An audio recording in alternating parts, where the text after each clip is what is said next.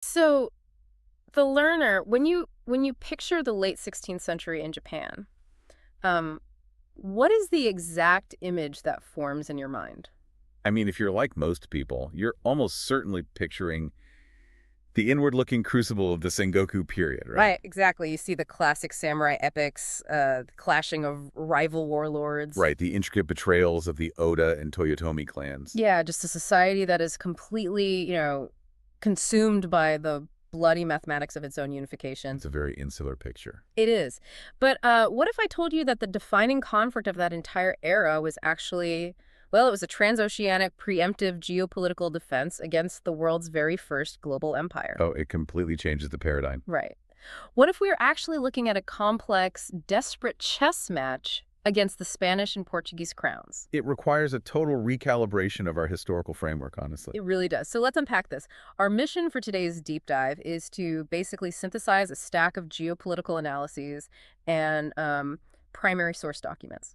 And these documents completely invert the traditional narrative of Toyotomi Hideyoshi. Yes, Hideyoshi. He is the man who finally unifies Japan in 1590, right?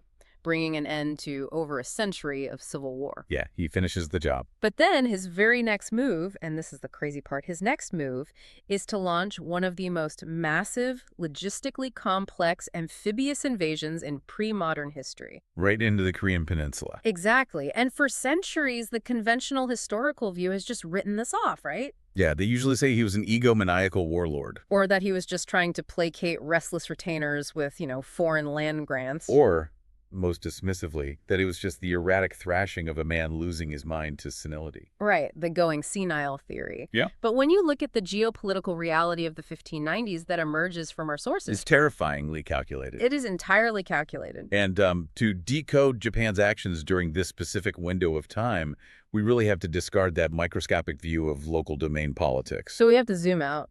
Exactly. We have to adopt a macroscopic view of the 16th century globe. Because if you just look at Hideyoshi's actions purely through the lens of domestic Japanese history, I mean, his decisions appear fundamentally irrational. Right. They make no sense. Yeah. But when you place the newly unified Japanese archipelago onto the geopolitical chessboard alongside Spain and Portugal, Alongside these sprawling maritime empires. a chilling logic emerges. The impending threat of European colonization directly triggered Japan's most controversial military campaign. And perhaps most striking of all is how geographic perimeters drawn by the 16th century warlord. Oh, this is the best part. They map flawlessly onto the strategic doctrines of the 20th century. Yeah, we are examining the cold, unyielding dictates of geography here. It's the moment where the seemingly irrational suddenly reveals a hidden, highly rational architecture. Absolutely. So let us start by disassembling the enigma of the Korean invasion, because fundamentally, projecting power across the sea was not the Japanese operational standard, was it?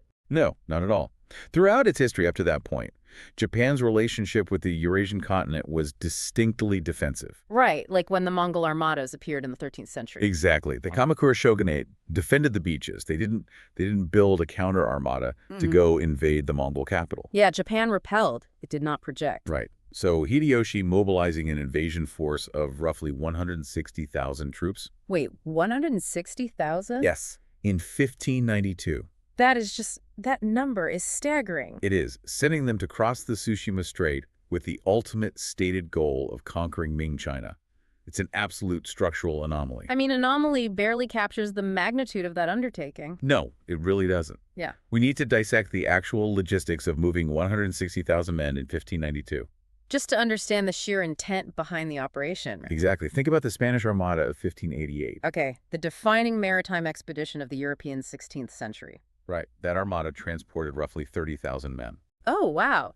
So Hideyoshi organized, provisioned, and transported a force over 5 times that size. That blows my mind. 5 times the Spanish Armada. Yeah. And he had to coordinate the navies of the Western daimyos, establish a massive forward operating base at Nagoya Castle. And maintain supply lines across hostile waters. Exactly. The sheer volume of rice, munitions, and horses this was not an impulsive whim. Right, you don't do that on a whim. That is a total mobilization of the national economy. Which renders those traditional megalomania theories deeply insufficient. Totally. And the most cited traditional theory that he simply needed to conquer new territory to distribute as fiefs. To all the samurai who were suddenly unemployed after unification. Yeah, that theory also falls apart upon closer inspection, doesn't it? It does, if you look at the actual diplomatic sequence of events that precipitated the war. Right, because Hideyoshi's initial posture toward the Joseon dynasty in Korea was not outright conquest. No, he sent envoys demanding safe passage.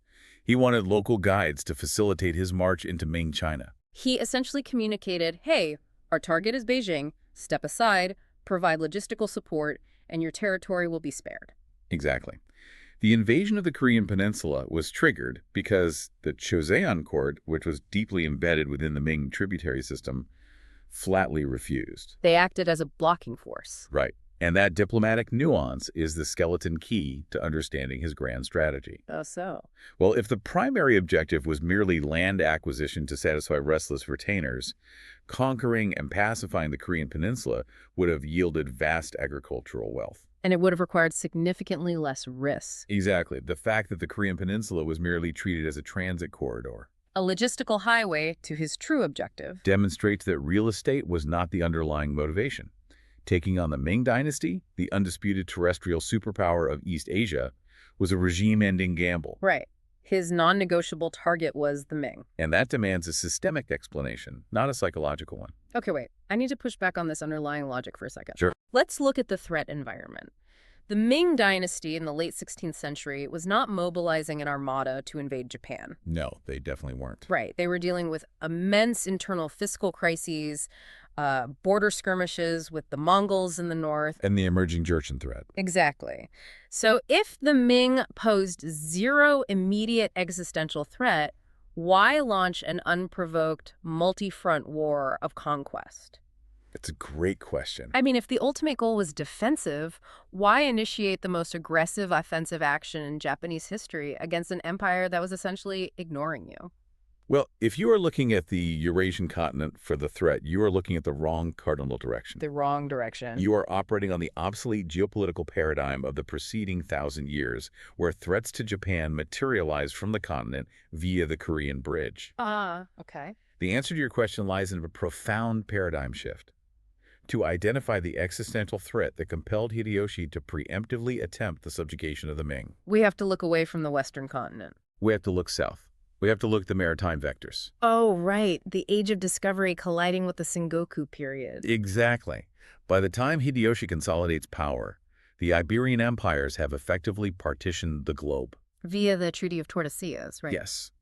Portugal controls the maritime routes around Africa through the Indian Ocean, anchoring in Goa, Malacca, and Macau. And Spain has subjugated the Americas, dismantled the Aztec and Inca empires, and crossed the Pacific to establish a formidable foothold in the Philippines. The Manila galleon trade is fully operational, pumping New World silver into Asian markets. So we must internalize how this geopolitical reality appeared to a Japanese strategist in the 1580s. Yeah, put yourself in their shoes. For centuries, the sea was an impenetrable moat. A massive shield. But suddenly, massive, technologically superior galleons begin materializing from the southern oceans, And these vessels are heavily armed with advanced artillery. manned by soldiers wearing steel cuirasses. And accompanied by highly organized, fiercely ideological missionaries.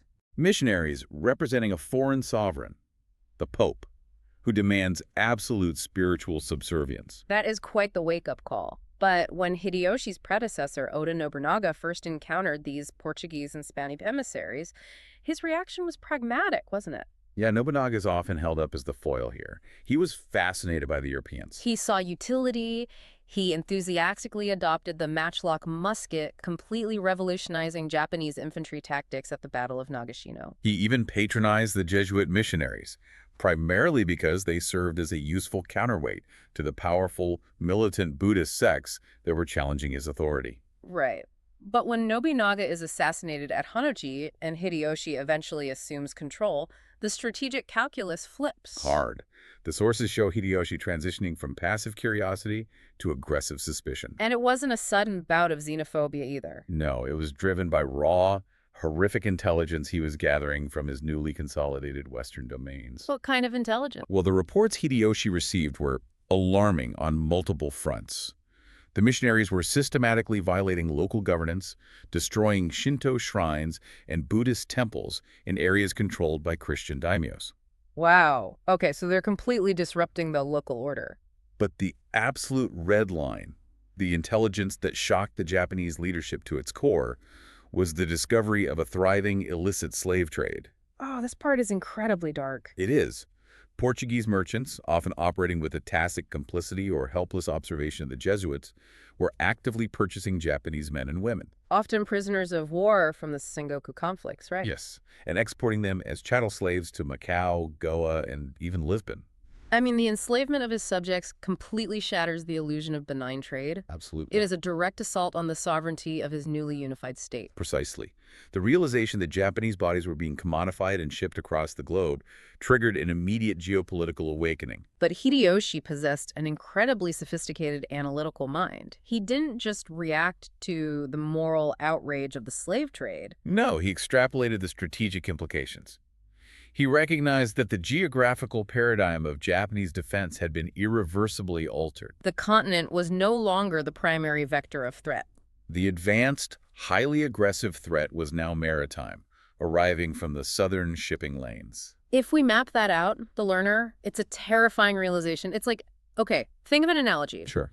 It is the architectural equivalent of spending your entire life fortifying a massive iron gate at the front of your castle. Right, you've positioned all your archers there. You've built your entire defense doctrine around a frontal assault, and then quite suddenly you realize a highly coordinated, technologically superior strike team is systematically dismantling the masonry at your back window. That's a perfect way to put it. Every defense protocol you have is suddenly obsolete. And this requires us to examine the psychological profile of Hideyoshi. This is a man who engineered his own ascent from a peasant foot soldier to the absolute pinnacle of power. He understands the mechanics of ambition The ruthless exploitation of weakness. and the relentless logic of expansion. He is receiving briefings on the fate of the Aztec and Inca empires. Right, he knows that Spain has conquered massive swaths of the Americas and is fortifying Manila. He knows the Portuguese control the Straits of Malacca. So his paranoia was not a psychological defect. No, it was high-level pattern recognition. He saw an imperial machine that operated by destabilizing local powers, exploiting internal divisions, and establishing colonial hegemony. Which naturally forces a critical, empirical question. Was Hideyoshi just projecting his own ruthless ambition onto the Europeans? That's the million-dollar question. Right. Or did Spain and Portugal possess documented, actionable plans to subjugate Japan? Because the sanitized historical narrative often portrays the Iberian presence as purely commercial and evangelical. Yeah, suggesting Hideyoshi violently overreacted to a handful of zealous priests and spice merchants. But the primary sources unequivocally vindicate Hideyoshi's paranoia. Really? Yes. The archives in Seville and Lisbon contain the concrete evidence. The Iberian crowns, and specifically their colonial administrators in Asia, had imperial ambitions that extended far beyond proselytization and the silk trade. They were actually drafting blueprints for military conquest. They were actively drafting blueprints for the military conquest of East Asia. Okay, let's pull the actual documents because the sheer audacity of these proposals is staggering. It's almost unbelievable. Let's look at 1576. Right. In 1576, Francisco de Sande, the Spanish governor of the Philippines, drafts a formal petition to King Philip II of Spain. And he is not asking for trade concessions? No.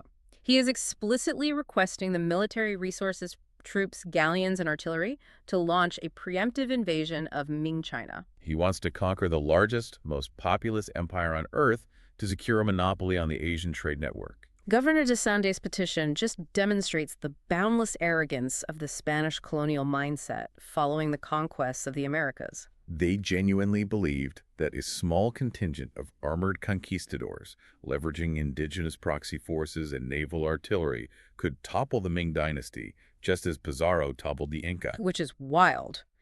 But the intelligence regarding Japan specifically becomes much more sophisticated and infinitely more dangerous a few years later. Yes, we have to look at the assessments of Alessandro Valignano in 1582. Valignano is a crucial figure here, right? He is. He is the Jesuit visitor of missions in the Indies, essentially the highest-ranking architect of Jesuit strategy in Asia. And his 1582 report to the Philippine governor is basically a masterclass in military intelligence. It is. Valignano correctly assesses that a direct Spanish invasion of Japan would be a catastrophic failure. Right. He explicitly warns Manila that the Japanese are a highly martial society Universally trained in combat, possessing advanced fortifications. and fielding armies that dwarf anything the Spanish could deploy. But Velignano's conclusion is where the true threat lies. And what does he conclude? He determines that while Japan cannot be conquered directly, it can be weaponized. Wow. Okay. He proposes that the heavily armed, battle-hardened Japanese populace would serve as the perfect proxy army, A vanguard force. exactly for the Spanish invasion of Ming China.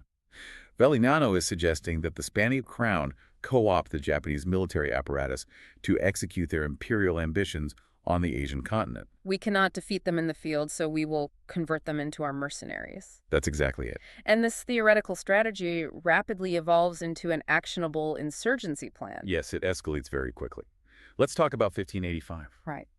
Gaspar Coelho. The vice provincial of the Jesuit mission stationed inside Japan. He writes an astonishing letter to the Spanish authorities in Manila. And Coelho doesn't just theorize like Velignano. He explicitly requests that the Philippines deploy armed galleons, artillery, and Spanish troops to Japan. His stated goal is to militarily support the Christian daimyos in their local conflicts against non-Christian lords. Right.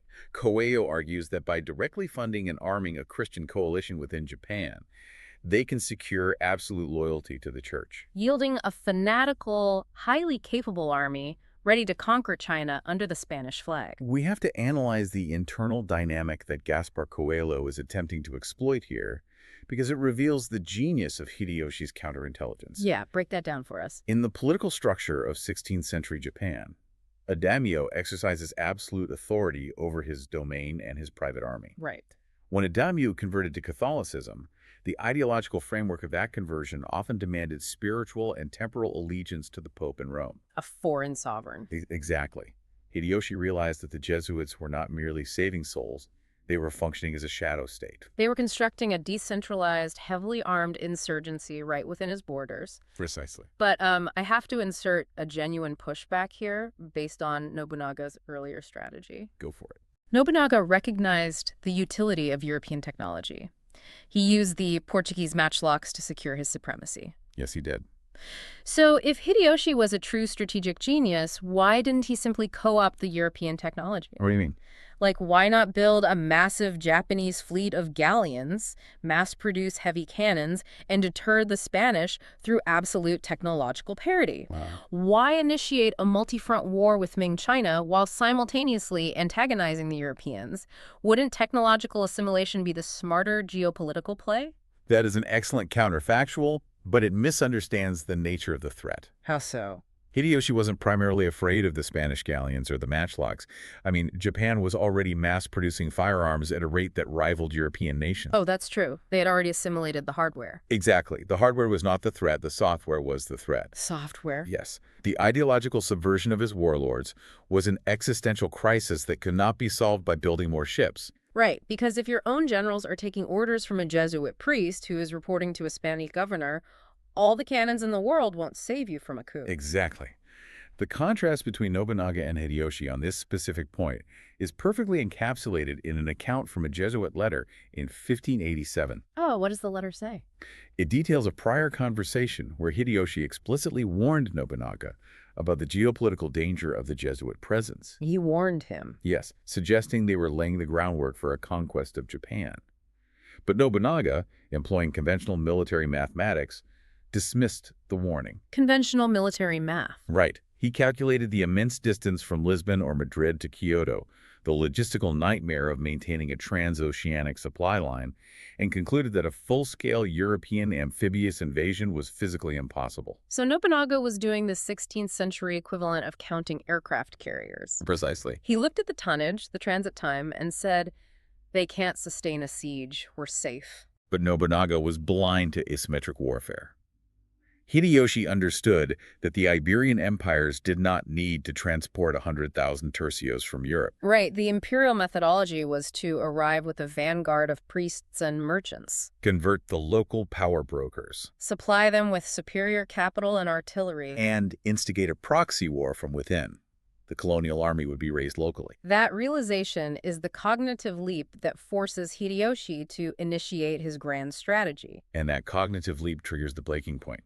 In 1587, Hideyoshi issues the Badarin Suhorei. The famous edict expelling the Christian missionaries from Japan. Yes, he demands they leave the archipelago within 20 days. But the edict is not merely religious persecution, is it? No, it is a sweeping national security directive. He is decapitating the command structure of the internal insurgency. And the timeline of his subsequent actions proves that the expulsion was just phase one of a massive geopolitical counteroffensive. The synchronicity of his orders is really revealing here. Tell me about the timeline. Well, in the exact same window of time that he issues the expulsion edict in 1587, Hideyoshi formally demands the subjugation of the Korean peninsula. Okay. And then the following year, he demands the submission of the Ryukyu Kingdom, the island chain stretching south toward Taiwan. So if you look at a map, he is systematically securing the maritime and continental buffer zones surrounding the Japanese home islands. He is pushing the defensive perimeter outward. He is basically closing the blast doors. Exactly. But he doesn't stop at securing the perimeter. He decides to launch a campaign of psychological warfare directly at the European command centers. 3 years later, Hideyoshi drafts a series of aggressively explicit, highly threatening diplomatic letters. Who does he send them to? He dispatches them to the Portuguese Viceroy of India in Goa and the Spanish governor of the Philippines in Manila. The rhetoric in these letters is just designed to shock and awe, isn't it? Oh, absolutely. Hideyoshi is operating from a posture of absolute supreme confidence. He dictates to the colonial governors that he has unified Japan under his singular will. He officially announces his imminent invasion and conquest of the Ming dynasty. He aggressively reiterates the absolute prohibition of their religion within his sovereign territory. And then he delivers the ultimatum. Oh, the ultimatum. If the Spanish and Portuguese do not immediately dispatch envoys to kneel and submit to his authority, he will redirect his battle-hardened armies south and conquer the Philippines and their Asian holdings. it is essentially a 16th century geopolitical cease and desist order. Backed by the very credible threat of deploying 160,000 samurai who have done nothing but fight brutal civil wars for their entire lives. Right. We have to examine the reaction to these letters in Manila. Let's do it. What happens when the Spanish governor, Gómez Pérez das Mariñas, receives this dispatch? The colonial administration goes into a state of absolute panic. Because they knew, right, the Spanish were not ignorant of Japanese military capability. Not at all. They had employed Japanese ronin as mercenaries in their own colonial skirmishes in Southeast Asia. They knew the lethality of the Japanese infantrymen. So the terror in Manila was completely justified by the strategic reality. Extremely justified. The Spanish garrison in the Philippines in the early 1590s was dangerously overextended. How many troops did they actually have? They could perhaps field a few hundred European soldiers, supplemented by local auxiliary forces. A few hundred. Against tens of thousands of samurai. Exactly. If Hideyoshi dispatched even a fraction of his Western fleet, say 20,000 troops, Manila would be annihilated. So what did Dasmariñas do? The primary sources from the Spanish archives show the immediate implementation of martial law. Governor Dasmariñas drafts desperate, frantic letters to the Viceroyalty of New Spain in Mexico. Begging for emergency reinforcements, munitions, and naval support. And within that frantic correspondence, we see the Spanish pinpointing the exact geographic vulnerability that defines Pacific strategy to this day. The governor of the Philippines explicitly petitions the Spanish king for authorization to preemptively occupy Isla Hermosa. The island of Taiwan. His rationale is purely defensive, right? Yes. He looks at the map and realizes that Taiwan sits directly on the maritime corridor between Kyushu and Luzon. He is terrified that Hideyoshi will annex Taiwan and use it as a forward staging ground, a naval springboard to launch the invasion of Manila. The recognition of Taiwan's strategic primacy is a constant in the geopolitics of the region. It is the vital choke point. The Spanish correctly identified it. The Dutch East India Company would eventually seize portions of it to control the shipping lanes. The Ming dynasty understood its value as a maritime shield. And later Japanese forces under the Tokugawa shogunate would launch expeditions to secure it. If you control Taiwan, you sever the maritime artery connecting Northeast Asia to Southeast Asia. Hideyoshi's threats forced the European powers to defensively obsess over this exact choke point. So, synthesizing this intelligence, the learner, if Hideyoshi's primary overriding objective is to block the expansion of the Spanish and Portuguese empires and prevent the colonization of Japan, Then the invasion of Ming China is essentially the most ambitious, preemptive strike in history. It is about seizing the massive resource base and the vast coastline of the continent to definitively deny them to the Iberian powers. Exactly. But it is his blueprint for how he intended to govern this new integrated Asian empire that reveals a level of economic and strategic foresight that is almost anachronistic. This brings us to what the sources identify as the Ningbo masterstroke. This is the critical piece of evidence that elevates Hideyoshi from a brilliant tactician to a visionary geopolitical strategist. Right, because during the initial phases of the Imjin War, when Japanese forces were advancing rapidly up the Korean peninsula and the capitulation of the Ming seemed, at least to Hideyoshi, to be a foregone conclusion, He formally outlined his grand post-war architecture. he issued a directive detailing the relocation of the Japanese emperor, He planned to install the emperor in Beijing, the magnificent imperial capital of the Ming. the traditional terrestrial center of the East Asian world order. However, Hideyoshi explicitly stated that he, the Kampaku, the actual wielder of political and military power, would not establish his shogunate in Beijing. He declared he would govern this vast new empire from the port city of Ningbo. We must dissect the implications of that choice. He has the opportunity to rule from the Forbidden City, the undisputed apex of continental majesty, the throne from which the Ming emperors exacted tribute from the known world. Instead, he actively chooses a commercial port city on the coast of Zhejiang province. Why? Because Ningbo is not merely a port, it is the central nexus of the maritime Silk Road. It's the logistical valve connecting the wealth of Japan, the trans-Pacific Manila galleons, the Portuguese hub of Macau, and the shipping lanes stretching through the Malacca Strait into the Indian Ocean. The selection of Ningbo represents a profound macroscopic shift in understanding global power dynamics. Beijing is the ultimate manifestation of agrarian, terrestrial hegemony. Its power is derived from taxing the vast landmass of the Chinese interior. But Ningbo is the manifestation of mercantilist, maritime power. To comprehend Hideyoshi's genius here, we must look at the microeconomics of the 16th century global supply chain. The global economy at that exact moment is being completely rewired by the flow of silver, right? Yes, massive quantities of silver are being extracted from Potosi in the Americas and shipped across the Pacific to Manila by the Spanish. Simultaneously, immense quantities of silver are being mined at Iwami-Ginzan in Japan. Both streams of silver are flowing directly into Ming China to purchase silk, porcelain, and tea. The Ming economy was essentially a massive vacuum cleaner for global silver. Exactly. So, by stationing himself at Ningbo, Hideyoshi is not abandoning the ideological center. He is seizing the logistics hub. He is taking control of the warehouse. Hideyoshi recognized that in the new global era, ultimate power did not reside in the accumulation of land. It resided in the monopolization of trade routes and maritime choke points. By controlling Ningbo, he would act as the gatekeeper for the global silver trade. He could dictate the terms of commerce to the Spanish in Manila and the Portuguese in Macau. He could effectively implement a continent-wide naval and economic blockade against European expansion. He understood that if the Iberian empires were ever allowed to subjugate Ming China and control those ports themselves, they would possess a limitless staging ground and infinite resources. And the eventual colonization of Japan would be inevitable. Establishing the center of his power in Ningbo was the ultimate defensive perimeter against the Age of Discovery. It demonstrates a cognitive leap from a feudal warlord calculating wealth in koku of rice to a mercantilist emperor calculating wealth in maritime trade dominance. It's a huge leap. Of course, the reality of history intervened. The invasion of Korea devolved into a brutal, grinding stalemate against the combined Joseon and Ming forces. Right, Hideyoshi dies in 1598, the Japanese armies withdraw from the peninsula, and his grand vision of a unified Asian bloc designed to repel Western colonialism disintegrates. Japan soon enters the Edo period under Tokugawa Ieyasu, aggressively turning inward, severely restricting foreign contact, and implementing the Sakoku policies that would isolate the nation for over 2 centuries. But the underlying geography, the oceans, the straits, the islands, remained completely unchanged. And this requires us to examine the final and undoubtedly most controversial geopolitical synthesis in our deep dive. Because Hideyoshi's map did not disappear. It reemerged from the archives centuries later.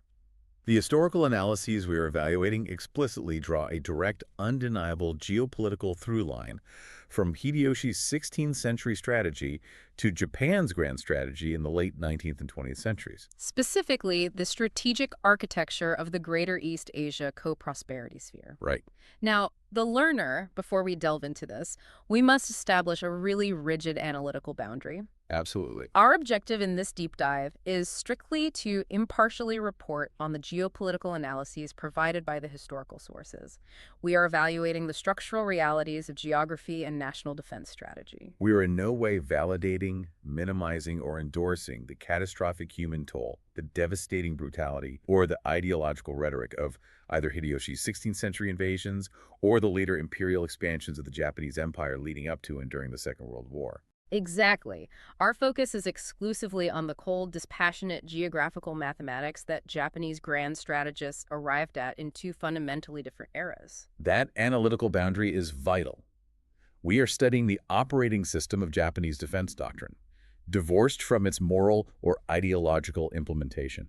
And from a purely structural geopolitical perspective, the foundational imperatives of both Hideyoshi's vision and the 20th century Greater East Asia co-prosperity sphere are startlingly identical. In both eras, a newly unified or newly modernized Japan perceived an existential threat from Western maritime imperial powers. In both eras, the overriding strategic objective was to violently drive Western influence out of East Asia and establish a deeply integrated Japan-led regional coalition to insulate the archipelago from external maritime threats. It is the geographic footprint that makes the analysis so compelling. The maps are essentially carbon copies. Consider the sequence of Japanese expansion from the Meiji Restoration onward, as they scrambled to modernize and avoid the fate of a colonized China. What are the territorial acquisitions? They formally annex the Ryukyu Island chain. They fight the Sino-Japanese War and the Russo-Japanese War to secure control over the Korean peninsula, ensuring it cannot be used as a dagger pointed at the heart of Japan. They acquire Taiwan, establishing their southern maritime anchor.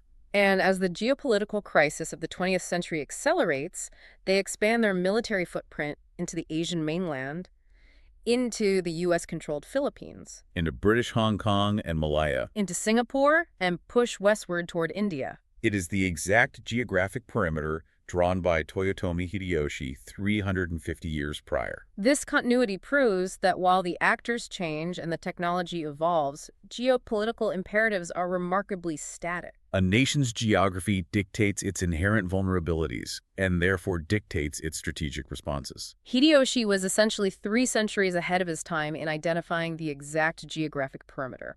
The specific island chains, the peninsulas, and the maritime choke points of the first island chain. The perimeter that Japan inherently needed to secure in order to project defensive depth against hostile maritime powers. He looked at the board in the 1590s and saw the exact same vulnerabilities that Japanese naval planners saw in the 1930s.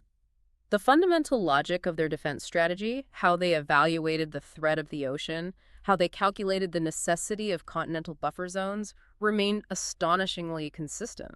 The world transitioned from matchlock muskets and wooden galleons to dreadnought battleships and aircraft carriers. The speed of communication shifted from months-long sea voyages to instant radio transmissions. But the map, the physical reality of the Tsushima Strait, the Bashi Channel, the South China Sea stayed exactly the same. Which highlights the immense value of analyzing history through a geopolitical framework. It cuts through the noise of personality and ideology to reveal the structural realities. Hideyoshi understood that Japan, existing as an island nation on the periphery of the largest continent, could not survive as an independent sovereign state if a hostile expansionist maritime power controlled the adjacent mainland and the surrounding sea lanes. That stark calculation drove his incredibly risky invasion of Korea. His aggressive diplomatic threats to Manila. And his visionary dream of establishing a mercantilist chokehold at Ningbo. It was a massive, desperate, and ultimately failed attempt to proactively rewrite the geopolitical architecture of East Asia before the European empires could enforce their own architecture upon him. So let us synthesize this entire journey. We began this deep dive by examining a figure traditionally dismissed in Western historiography as a megalomaniacal warlord. Someone who launched a catastrophic, irrational land war on the Korean peninsula out of sheer hubris or senility. But by interrogating the primary sources, unpacking the intelligence flow of the 1590s, and analyzing the global context of the Age of Discovery, we uncovered a completely different reality. We revealed a hyper-rational, fiercely preemptive grand strategy designed specifically to counter the existential creeping threat of the Spanish and Portuguese empires. A strategy that involved decapitating internal ideological insurgencies, securing maritime buffer zones, and attempting to seize the vital economic nerve center of Ningbo. All to construct an impenetrable transoceanic defense. It demands that we elevate the Sengoku period beyond a mere local civil war. It was the volatile crucible in which Japan, facing the terrifying vanguard of the first wave of globalization, forged its very first modern geopolitical grand strategy. The learner, as we conclude this deep dive, the vital takeaway is that the forces that truly shape history are rarely the clash of swords or the personal ambitions of warlords. The defining game, the calculus that determines the survival or subjugation of entire nations, is about who understands the map. It is about who can identify the maritime choke points, who controls the flow of global resources. And who has the strategic foresight to recognize a threat gathering on the other side of the globe before it anchors in their harbor. And I think we should leave you with one final, profound concept to examine as you look at the world today. Consider the enduring, unyielding nature of geography. Empires rise to global dominance and inevitably collapse. Military technology evolves from the sails of the Manila galleons to the nuclear reactors of modern attack submarines. But the map remains immutable. If you pull up a modern geopolitical map of the Pacific Theater right now, look at the areas of maximum strategic tension. The exact same geographic features we just analyzed. The status of Taiwan. The stability of the Korean Peninsula. The sea lines of communication around the Philippines. The trade routes of the South China Sea. They are still the absolute center of global geopolitical friction. Are we currently witnessing the superpowers of the 21st century engaged in the exact same strategic chess match that Hideyoshi was playing over 400 years ago, simply maneuvering new pieces across the identical board? That is the kind of historical continuity that shifts your entire perspective. The fortress walls may be invisible now, but the vulnerabilities at the back window dictate the strategy of empires to this day. The learner, thank you for joining us on this deep dive. Keep challenging the established narratives, keep studying the underlying geography, and we will explore the next map with you soon.